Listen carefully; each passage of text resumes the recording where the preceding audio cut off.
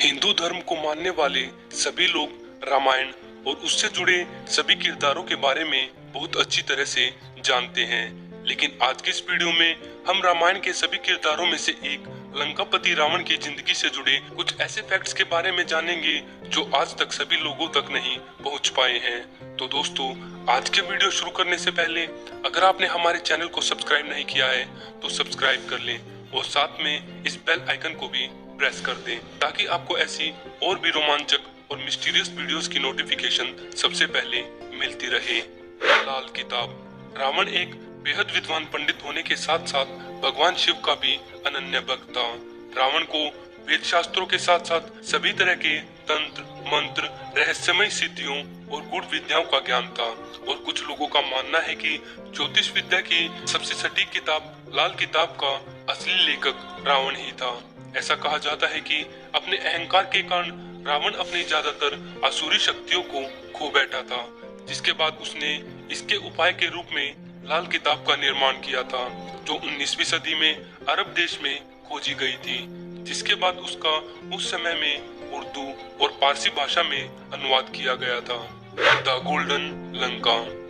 माना जाता है कि सोने की लंका को भगवान विश्वकर्मा ने रावण के सौतेले भाई कुबेर को बनाकर दिया था, जिस पर कुबेर शासन किया करते थे, जिसके कुछ समय बाद ही उस अलौकिक स्वर्ण नगरी को रावण ने बलपूर्वक कुबेर से छीन लिया और उस पर खुद शासन करने लगा।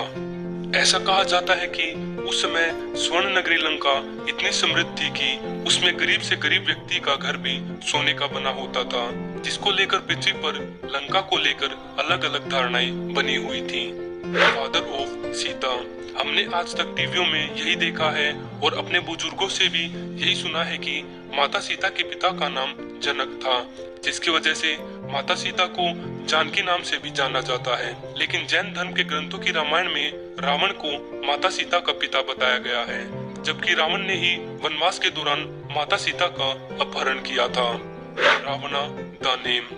हम सब राक्षस राजा रावण को रावण नाम से ही जानते हैं, जबकि रावण का असली नाम दशग्रीव था। रावण नाम तो उसे भगवान शिव जी ने दिया था।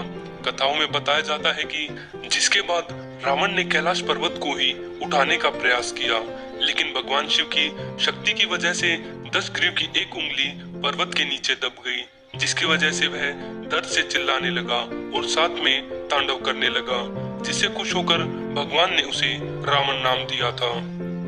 10 हेड मिस्ट्री। हम सब ने रावण के 10 सिरों की कहानियां सुनी है, जिसमें हमें बताया जाता है कि लंकापति रावण के 10 सिर थे, लेकिन उसके इन सिरों की मिस्ट्री क्या है, इसके बारे में 2 मत बताए जाते हैं। पहले मत के अनुसार कहते हैं जब रावण भगवान शिव की कठोर तपस्या कर रहा था, तब उसने भगवान शिव को प्रसन्न करने के लिए अपने सिर को धड़ से अलग कर दिया था, जिसके बाद रावण की ऐसी तपस्या से प्रसन्न होकर भगवान शिव ने उसे 10 सिरों का वरदान दिया था। और दूसरे मत के अनुसार माना जाता है कि रावण अपने गले में बड़े बड़े गोल मोतियों की एक ऐसी तिलिस्मी माला पहनता था जो एक इल्यूजन बना देती थी, जिसकी वजह से देखने वाले को रावण के एक नहीं 10 सिर दिखाई देते थे। रावण संहिता। हिंदू ज्योतिष शास्त्रों के अनुसार रावण संहिता को एक बहुत महत्वपूर्ण पुस्तक माना जाता है, लेकिन ऐसा माना जाता है कि रावण संहिता की रचना खुद रावण ने ही की थी।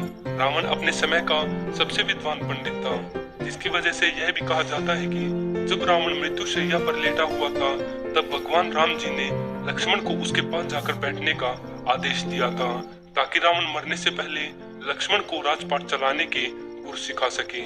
तो दोस्तों, आज की इस वीडियो में बस इतना ही।